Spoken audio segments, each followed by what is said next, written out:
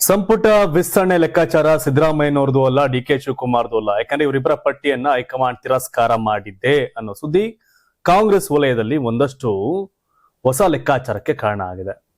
ಇದೆಲ್ಲದರ ಜೊತೆಗೆ ರಾಜ್ಯ, ದೇಶ, ವಿದೇಶದ ಪ್ರಮುಖ 10 ಸುದ್ದಿಗಳನ್ನ ನೋಡುವಂತ ಸಮಯ. ಪ್ರೈಮ್ ಟೈಮ್ ನ್ಯೂಸ್ಗೆ ಸ್ವಾಗತ. ನಾನು ಶಿವಕುಮಾರ್. ಮತ್ತೊಮ್ಮೆ ಈ ಸಮಯದಲ್ಲಿ ನಾ ಕೇಳೋದೇನು ಅಂತಂದ್ರೆ, ನೀವ್ಯಾರಾದ್ರೂ ಇನ್ನು ಕರ್ನಾಟಕ ಟಿವಿನ ಯೂಟ್ಯೂಬ್ ಅಲ್ಲಿ ಸಬ್ಸ್ಕ್ರೈಬ್ ಮಾಡಿಲ್ಲ ಅಂದ್ರೆ ಈ ಕೂಡಲೇ ಸಬ್ಸ್ಕ್ರೈಬ್ ಮಾಡಿ. ಹಾಗೆ ಜಾಯಿನ್ ಬಟನ್ ಮೂಲಕ ನೀವು ನಮಗೆ ಸಪೋರ್ಟ್ ಮಾಡಬಹುದು.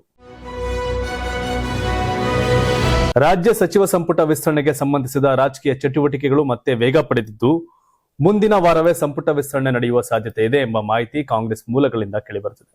ಮೂಲಗಳ ಪ್ರಕಾರ ಜುಲೈ 20ರವರೆಗೆ ಸಂಪುಟ ವಿಸ್ತರಣೆ ಪ್ರಕ್ರಿಯೆಗೆ ತಾತ್ಕಾಲಿಕ ವಿರಾಮ ನೀಡಲಾಗಿದ್ದು, ಅದರ ಬಳಿಕ ಹೊಸ ಸಚಿವರ ಸೇರ್ಪಡೆಗೆ ಹೈಕಮಾಂಡ್ ಅಂತಿಮ ರೂಪ ನೀಡುವ ನಿರೀಕ್ಷೆ ಇದೆ. ಈ ಬಾರಿ ಸಂಪುಟ ವಿಸ್ತರಣೆಯಲ್ಲಿ ಹೊಸ ಮುಖಗಳಿಗೆ ಹೆಚ್ಚಿನ ಆದ್ಯತೆ ನೀಡುವಂತೆ ಕಾಂಗ್ರೆಸ್ ಹೈಕಮಾಂಡ್ ಸೂಚನೆ ಕೊಟ್ಟಿದೆ. ಅದಕ್ಕಾಗಿ ಹೊಸದಾಗಿ 60-40 ಸೂತ್ರ ಅನುಸರಿಸುವ ಚರ್ಚೆಯೂ ನಡೆಯುತ್ತಿದೆ.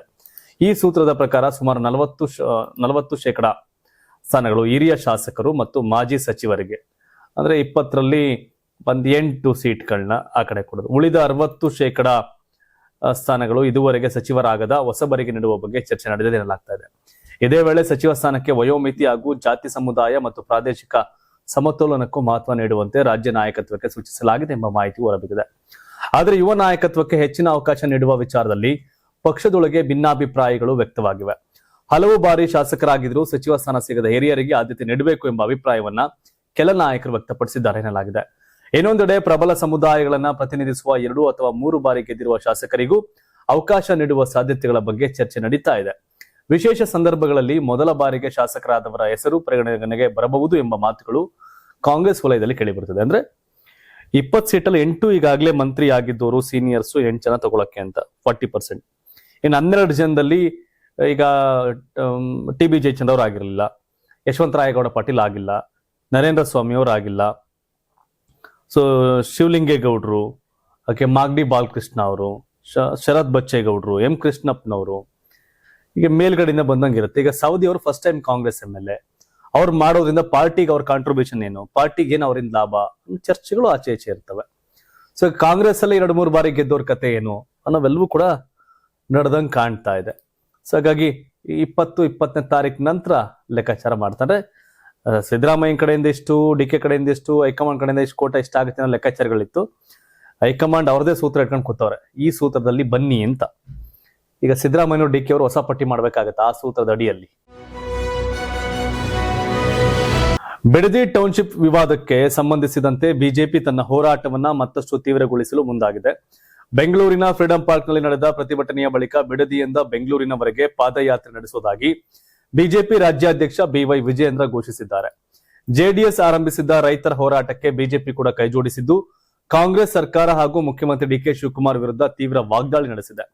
ಪ್ರತಿಭಟನೆಯಲ್ಲಿ ಮಾತನಾಡಿದಂತ ವಿಜಯೇಂದ್ರ, ಬಿಡದಿ ಟೌನ್ಶಿಪ್ ಯೋಜನೆ ಮತ್ತು ಕನಕಪುರ ಸಮೀಪ 2ನೇ ವಿಮಾನ ನಿಲ್ದಾಣ ನಿರ್ಮಾಣವನ್ನ ವಿರೋಧಿಸಿ ಬಿಜೆಪಿ ಪಾದಯಾತ್ರೆ ಹಮ್ಮಿಕೊಳ್ಳಲಿದೆ ಅಂತ ತಿಳಿಸಿದರು. ಪಾದಯಾತ್ರೆಯ ದಿನಾಂಕವನ್ನ ಶೀಘ್ರದಲ್ಲೇ ಪ್ರಕಟಿಸಲಾಗುವುದು ಅಂದ್ರು. ಕನಕಪುರದ ಬದಲು 2ನೇ ವಿಮಾನ ನಿಲ್ದಾಣವನ್ನ ತುಮಕೂರಿನಲ್ಲಿ ನಿರ್ಮಿಸಿದ್ರೆ ಮಧ್ಯ ಹಾಗೂ ಉತ್ತರ ಕರ್ನಾಟಕ ಭಾಗದ ಜನರಿಗೆ ಹೆಚ್ಚು ಅನುಕೂಲವಾಗುತ್ತೆ ಅಂತ ವಿಜಯೇಂದ್ರ ಅಭಿಪ್ರಾಯಪಟ್ಟರು. ಬಿಜೆಪಿ ಮತ್ತು ಜೆಡಿಎಸ್ ನಾಯಕರು ಈ ಕುರಿತು ಒಟ್ಟಾಗಿ ಚರ್ಚೆ ನಡೆಸಿದ್ದು, ಮಳೆಗಾಲದ ಅಧಿವೇಶನಕ್ಕೂ ಮುನ್ನವೇ ಪಾದಯಾತ್ರೆ ನಡೆಸುವ ಬಗ್ಗೆ ಯೋಜನೆ ರೂಪಿಸಲಾಗಿದೆ ಅಂತ ಹೇಳಿದ್ರು. ಬಿಜೆಪಿ ಬಿಡದಿ ವಿಷಯದಲ್ಲಿ ಸೈಲೆಂಟ್ ಆಗಿತ್ತು, ಮೌನವಾಗಿತ್ತು. ಈಗ ಅಧ್ಯಕ್ಷ ಏನೋ ಇನಿಷಿಯೇಟಿವ್ ತಗೊಂಡು ಪ್ರತಿಭಟನೆಗಳನ್ನ ಮಾಡ್ತಾರೆ. ಯಾಕಂದ್ರೆ ಅಲ್ಲಿ ಹೆಂಗಿದ್ರು ನಾವು ಗೆಲ್ಲಲ್ಲ, ನಮ್ದಲ್ಲ, ಅದು ಜೆಡಿಎಸ್ ಅಂತ ಸುಮ್ಮನಿದ್ದಂಗಿತ್ತು. ಆದ್ರೆ ಅದ್ರ ಇಂಪ್ಯಾಕ್ಟ್ ರಾಜ್ಯವ್ಯಾಪಿ ಇರೋ ಕಾರಣ ಈಗೇನೋ ಬಿಜೆಪಿ ಅವರು ಪ್ರತಿಭಟನೆಗಳನ್ನ ಮಾಡ್ತಾ ಇದ್ದಾರೆ. ಬಟ್ ಇನ್ನೊಂದು ಅಂದ್ರೆ, ಏರ್ಪೋರ್ಟ್ ನ ತುಮಕೂರು ಮಾಡಿದ್ರೆ ಉತ್ತರ ಕರ್ನಾಟಕಕ್ಕೆ ಅನುಕೂಲ ಆಗುತ್ತೆ ಅನ್ನೋದು. ತುಮಕೂರು ಮತ್ತೆ ಈ ಕುಣಿಗಲ್ ಮಧ್ಯಕ್ಕೆ ತಗೊಂಡೋಗಿ ಹಾಕೊಂಡ್ರೆ ಆ ಭಾಗಕ್ಕೆ ಅನುಕೂಲ ಆಗತ್ತೆ. ಕುಣಿಗಲ್ ತುಮಕೂರು ಮಧ್ಯ ಭಾಗ ಬರೋ ತರ ಮಾಡಿದ್ರೆ ಅನುಕೂಲ ಆಗುತ್ತೆ. ಇಲ್ಲೆಲ್ಲೋ ಮಾಡಿದ್ರೆ ಈಗ ಈ ಏರ್ಪೋರ್ಟ್ ಮಾಡಿದ್ರು ಆಂಧ್ರದವ್ರಿಗೆ ಅನುಕೂಲ, IT ಕಂಪ್ನಿ ಎಲೆಕ್ಟ್ರಾನಿಕ್ ಸಿಟಿ ಕಡೆ ಬಂತು ತಮಿಳ್ನಾಡವ್ರಿಗೆ ಅನುಕೂಲ. ಸೊ ಬೆಂಗಳೂರು ಕರ್ನಾಟಕಕ್ಕಿಂತ ಬೇರೆ ರಾಜ್ಯದವ್ರಿಗೆ ಅನುಕೂಲ. ಯಾಕಂದ್ರೆ ಬೆಂಗಳೂರು ಬಿಟ್ಟು ಬೇರೆ ನಗರಗಳನ್ನ ಕರ್ನಾಟಕದಲ್ಲಿ ಬೆಳೆಸೋ ಕಡೆ ಗಮನ ಕೊಡಬೇಕು. ವಿರೋಧ ಪಕ್ಷದ ನಾಯಕ ಆರ್ ಅಶೋಕ್ ಅವರು ರಾಜ್ಯ ಸರ್ಕಾರದ ವಿರುದ್ಧ ಮತ್ತೊಮ್ಮೆ ತೀವ್ರ ವಾಗ್ದಾಳಿ ನಡೆಸಿದ್ದು, ರಾಜ್ಯದಲ್ಲಿ ಬಂಡಲ್ ಮುಖ್ಯಮಂತ್ರಿ ಮತ್ತು ರೀಲ್ಸ್ ಮಂತ್ರಿ ಇದ್ದಾರೆ, ಹೇಗಿರುವಾಗ ಬೆಂಗಳೂರು ಹೇಗೆ ಉದ್ಧಾರ ಆಗುತ್ತೆ ಅಂತ ಪ್ರಶ್ನೆ ಮಾಡಿದ್ದಾರೆ. ಗ್ರೇಟರ್ ಬೆಂಗಳೂರು ಆಡಳಿತ ಕಾಯ್ದೆ ಜಾರಿಗೆ ಬಂದ ಬಳಿಕವೂ ಮುಖ್ಯಮಂತ್ರಿಗಳ ಅಧ್ಯಕ್ಷತೆಯಲ್ಲಿ ಪ್ರತಿ 3 ತಿಂಗಳಿಗೊಮ್ಮೆ ನಡೆಯಬೇಕಿದ್ದ GBA ಸಭೆ ಕಳೆದ 9 ತಿಂಗಳಿಂದ ನಡೆದಿಲ್ಲ ಅಂತ ಅಶೋಕ್ ಆರೋಪ ಮಾಡಿದರು. 2025 ಅಕ್ಟೋಬರ್ನಲ್ಲಿ ಮೊದಲ ಸಭೆ ನಡೆದ ಬಳಿಕ ಒಂದೇ ಒಂದು ಸಭೆಯು ಕರೆಯದಿರುವುದು ಸರ್ಕಾರ ತನ್ನದೇ ಕಾಯ್ದೆಯನ್ನು ಉಲ್ಲಂಘಿಸಿದಂತಾಗಿದೆ ಅಂತ ಟೀಕಿಸಿದರು. ಮುಖ್ಯಮಂತ್ರಿ ಡಿ ಕೆ ಶಿವಕುಮಾರ್ ಹಾಗೂ ಬೆಂಗಳೂರು ಅಭಿವೃದ್ಧಿ ಸಚಿವ ಕೃಷ್ಣ ಬೈರೇಗೌಡರನ್ನ ಉದ್ದೇಶಿಸಿ ಮಾತನಾಡಿದಂತ ಅವರು ಜನರಿಗೆ ಮಾತ್ರ ಕಾನೂನು ಅನ್ವಯವಾಗುತ್ತದೆಯೇ, ಸರ್ಕಾರಕ್ಕೆ ಅನ್ವಯವಾಗೋದಿಲ್ವಾ ಅಂತ ಪ್ರಶ್ನೆ ಮಾಡಿದ್ರು. ಸಾಮಾಜಿಕ ಜಾಲತಾಣಗಳಲ್ಲಿ ರೀಲ್ಸ್ ಮತ್ತು ಪ್ರಚಾರಕ್ಕೆ ಸಮಯವಿರುವ ಸರ್ಕಾರಕ್ಕೆ ಬೆಂಗಳೂರಿನ ಅಭಿವೃದ್ಧಿಗೆ ಸಂಬಂಧಿಸಿದ ಕಡ್ಡಾಯ ಸಭೆ ನಡೆಸೋಕೆ ಸಮಯ ಇಲ್ಲ ಅಂತ ವಾಗ್ದಾಳಿ ನಡೆಸಿದ್ರು. ಇದೇ ವೇಳೆ ಜಿಬಿಎ ಸಭೆಯ ತೀರ್ಮಾನಗಳನ್ನ 3 ದಿನಗಳ ಒಳಗೆ ವೆಬ್ಸೈಟ್ ನಲ್ಲಿ ಪ್ರಕಟಿಸಬೇಕು ಎಂಬ ನಿಯಮವಿದ್ರು. ಇದುವರೆಗೆ ಯಾವುದೇ ಮಾಹಿತಿ ಬಹಿರಂಗಪಡಿಸಿಲ್ಲ ಅಂತ ಸರ್ಕಾರ ಏನನ್ನು ಮುಚ್ಚಿಡ್ತಿದೆ ಅನ್ನೋ ಪ್ರಶ್ನೆಯನ್ನ ಅಶೋಕ್ ಎತ್ತಿದ್ರು. ಬೆಂಗಳೂರಿನಲ್ಲಿ ರಸ್ತೆಗಳ ಗುಂಡಿಗಳು, ಸಂಚಾರ ದಟ್ಟಣೆ, ಕಸದ ಸಮಸ್ಯೆ, ಮಳೆ ಬಂದ್ರೆ ಪ್ರವಾಹ, ಮಳೆ ಬರದಿದ್ರೆ ನೀರಿನ ಬಿಕ್ಕಟ್ಟು ಮುಂದುವರೆದಿದೆ. ಸಾವಿರಾರು ಕೋಟಿ ರೂಪಾಯಿಗಳ ಘೋಷಣೆ ಮಾಡಿದ್ರು, ನೆಲಮಟ್ಟದಲ್ಲಿ ಅಭಿವೃದ್ಧಿ ಕಾಣ್ತಾ ಇಲ್ಲ. ಇದೇನಾ ಕಾಂಗ್ರೆಸ್ ಸರ್ಕಾರ ಹೇಳುವ ಬ್ರ್ಯಾಂಡ್ ಬೆಂಗಳೂರು ಅಂತ ಕಿಡಿಕಾರಿದ್ರು. ಅಶೋಕ್ ವಿಪಕ್ಷ ನಾಯಕ ಆಗಿ ಜೋರ ಮಾತಾಡಕ್ ಶುರುವಾಗವ್ರೆ. ಬಟ್ ಅಷ್ಟು ಗಟ್ಟಿಯಾಗಿ ಇವರು ಟೇಬಲ್ ಕುಟ್ಟಿ ಇಷ್ಟು ವರ್ಷ ಕೇಳ್ಕೊಂಡು ಬಂದಿರ ಏನೋ ಆಗಿರೋದು. ಬಟ್ ಯಾಕೋ ಗೊತ್ತಿಲ್ಲ, ಬದಲಾಗ್ತೀನಿ ಅನ್ನೋ ಬೈದಲ್ಲೋ ಮತ್ತೊಂದ್ಕೋ ಜಾಸ್ತಿ ಮಾತಾಡ್ತಿದ್ದಾರೆ. ಜಿಬಿಎ ಚುನಾವಣೆಯನ್ನ ಮುಂದೂಡಿರುವ ವಿಚಾರವಾಗಿ ಬಿಜೆಪಿ ರಾಜ್ಯಾಧ್ಯಕ್ಷ ಬಿವೈ ವಿಜೇಂದ್ರ ರಾಜ್ಯ ಸರ್ಕಾರದ ವಿರುದ್ಧ ತೀವ್ರ ವಾಗ್ದಾಳಿ ನಡೆಸಿದ್ದಾರೆ.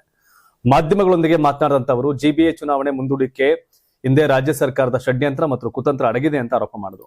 ಕಾಂಗ್ರೆಸ್ ಸರ್ಕಾರ ಅಧಿಕಾರಕ್ಕೆ ಬಂದಾಗಿನಿಂದಲೂ ಮುಖ್ಯಮಂತ್ರಿಗಳು ಬೆಂಗಳೂರಿನ ಉಸ್ತುವಾರಿ ಸಚಿವರಾಗಿದ್ರು. ಆದರೆ ನಗರ ಅಭಿವೃದ್ಧಿಯಲ್ಲಿ ಸರ್ಕಾರ ಸಂಪೂರ್ಣ ವಿಫಲವಾಗಿದೆ ಅಂತ ಟೀಕೆ ಮಾಡಿದ್ರು.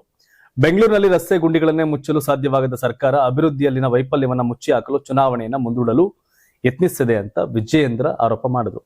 ಜಿಬಿಎ ಚುನಾವಣೆ ನಡೆದರೆ 5 ನಗರ ಪಾಲಿಕೆಗಳಲ್ಲಿ ಬಿಜೆಪಿ ಅಧಿಕಾರಕ್ಕೆ ಬರುತ್ತೆ ಎಂಬ ಭಯದಿಂದಲೇ ಸರ್ಕಾರ ಚುನಾವಣಾ ಆಯೋಗದ ಮೂಲಕ ಸುಪ್ರೀಂ ಕೋರ್ಟ್ಗೆ ಅರ್ಜಿ ಸಲ್ಲಿಸಿ ಚುನಾವಣೆ ಮುಂದೂಡಲು ಪ್ರಯತ್ನ ಮಾಡಿದೆ ಅಂತ ಆರೋಪ ಮಾಡಿದ್ರು. ಸುಪ್ರೀಂ ಕೋರ್ಟ್ ಡಿಸೆಂಬರ್ ವರೆಗೆ ಕಾಲಾವಕಾಶ ನೀಡಿರುವುದನ್ನು ಉಲ್ಲೇಖಿಸಿದ ವಿಜೇಂದ್ರ ಇದರ ಹಿಂದೆ ಸರ್ಕಾರದ ರಾಜಕೀಯ ಲೆಕ್ಕಾಚಾರ ಇದೆ ಅಂತ ಆರೋಪ ಮಾಡಿದ್ರು.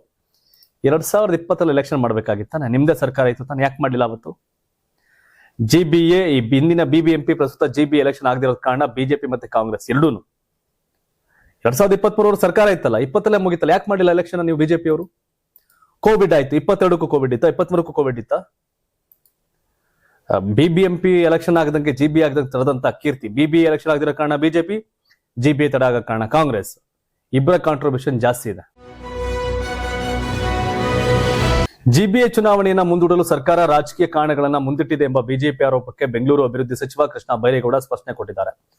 ನವದೆಹಲಿಯಲ್ಲಿ ಮಾತನಾಡಿದಂತ ಅವರು ಜಿಬಿಎ ಚುನಾವಣೆಗೆ ಮತ್ತೆ ಕಾಲಾವಕಾಶ ಕೇಳುವ ಯಾವುದೇ ಉದ್ದೇಶ ಸರ್ಕಾರಕ್ಕಿಲ್ಲ. ನಾವು ಚುನಾವಣೆ ನಡೆಸಲು ಮತ್ತು ರಾಜಕೀಯವಾಗಿ ಎದುರಿಸಲು ಸಂಪೂರ್ಣ ಸಿದ್ಧರಾಗಿದ್ದೇವೆ ಅಂತ ಹೇಳಿದರು. ಜಿಬಿಎ ವ್ಯಾಪ್ತಿಯ 5 ಮಹಾನಗರ ಪಾಲಿಕೆಗಳಿಗೆ ಚುನಾವಣೆ ನಡೆಸೋಕೆ ಡಿಸೆಂಬರ್ 31ರವರೆಗೆ ಕಾಲಾವಕಾಶ ಕೋರಿ ರಾಜ್ಯ ಚುನಾವಣಾ ಆಯೋಗ ಸಲ್ಲಿಸಿದ ಅರ್ಜಿಯನ್ನ ಸುಪ್ರೀಂ ಕೋರ್ಟ್ ಪರಿಗಣಿಸಿದ್ದು, ಇದೇ ಗಡುವಿನೊಳಗೆ ಚುನಾವಣೆ ಪೂರ್ಣಗೊಳಿಸುವಂತೆ ಆದೇಶ ನೀಡಿದೆ. ಈ ಕುರಿತು ಪ್ರತಿಕ್ರಿಯೆ ಕೊಟ್ಟಂತ ಕೃಷ್ಣ ಬೈರೇಗೌಡ, ಮತದಾರರ ಪಟ್ಟಿಯ ವಿಶೇಷ ಪರಿಷ್ಕರಣೆ ಪ್ರಕ್ರಿಯೆ ನಡೆಯುತ್ತಿರುವ ಹಿನ್ನೆಲೆಯಲ್ಲಿ ಮಾತ್ರ ಕಾಲಾವಕಾಶ ಕೋರಲಾಗಿತ್ತು, ಇದರಲ್ಲಿ ಯಾವುದೇ ರಾಜಕೀಯ ಉದ್ದೇಶ ಇಲ್ಲ ಅಂತ ಸ್ಪಷ್ಟಪಡಿಸಿದರು. ಎಸ್ಐಆರ್ ಪ್ರಕ್ರಿಯೆಯನ್ನ ಸರಿಯಾಗಿ ನಡೆಸದಿದ್ದರೆ ಸಾವಿರಾರು ಮತದಾರರು ತಮ್ಮ ಮತದಾರರ ಹಕ್ಕನ್ನು ಕಳೆದುಕೊಳ್ಳುವ ಸಾಧ್ಯತೆ ಇದೆ.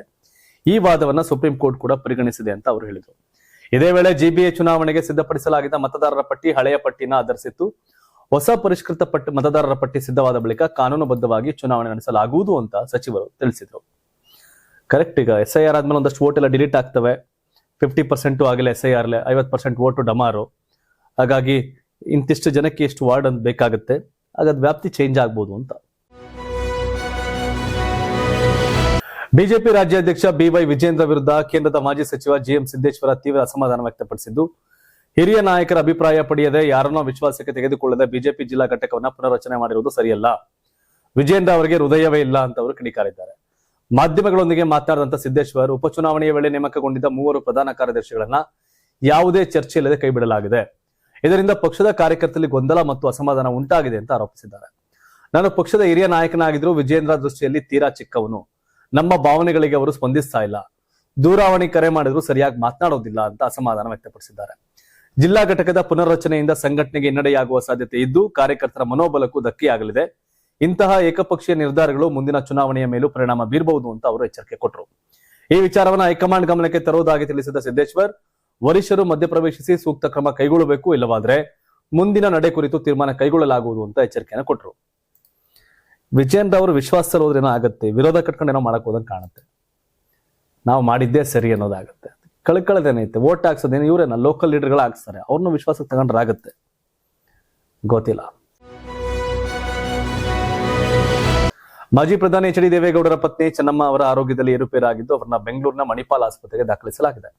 ತೀವ್ರ ಉಸಿರಾಟದ ತೊಂದರೆ ಕಾಣಿಸಿಕೊಂಡ ಹಿನ್ನೆಲೆಯಲ್ಲಿ ಗುರುವಾರ ರಾತ್ರಿ ಚೆನ್ನಮ್ಮ ಅವರನ್ನ ತುರ್ತು ಚಿಕಿತ್ಸೆಗಾಗಿ ಆಸ್ಪತ್ರೆಗೆ ಕರೆದೊಯ್ಯಲಾಗಿತ್ತು. ತಜ್ಞ ವೈದ್ಯರ ನಿಗಾದಲ್ಲಿ ಅವರಿಗೆ ಚಿಕಿತ್ಸೆ ಮುಂದುವರೆದಿದ್ದು ಅಗತ್ಯ ವೈದ್ಯಕೀಯ ಪರೀಕ್ಷೆಗಳನ್ನು ನಡೆಸಲಾಗ್ತಾ ಇದೆ.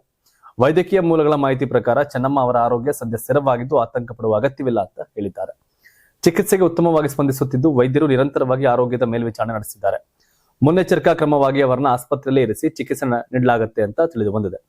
ತಾಯಿ ಅನಾರೋಗ್ಯ ವಿಷಯ ತಿಳಿಯುತ್ತಿದ್ದಂತೆ ಕೇಂದ್ರ ಸಚಿವ ಎಚ್ ಡಿ ಕುಮಾರಸ್ವಾಮಿ ಮತ್ತು ಮಾಜಿ ಸಚಿವ ಎಚ್ ಡಿ ರೇವಣ್ಣ ಅವರು ಮಣಿಪಾಲ್ ಆಸ್ಪತ್ರೆಗೆ ಭೇಟಿ ನೀಡಿ ತಾಯಿಯ ಆರೋಗ್ಯ ಸ್ಥಿತಿಯ ಬಗ್ಗೆ ವೈದ್ಯರಿಂದ ಮಾಹಿತಿ ಪಡೆದಿದ್ದಾರೆ. ಮಾಜಿ ಪ್ರಧಾನಿ ಎಚ್ ಡಿ ದೇವೇಗೌಡರು ಕೂಡ ಆಸ್ಪತ್ರೆಗೆ ಭೇಟಿ ನೀಡಿ ಪತ್ನಿಯ ಆರೋಗ್ಯ ವಿಚಾರಿಸಿದ್ದಾರೆ.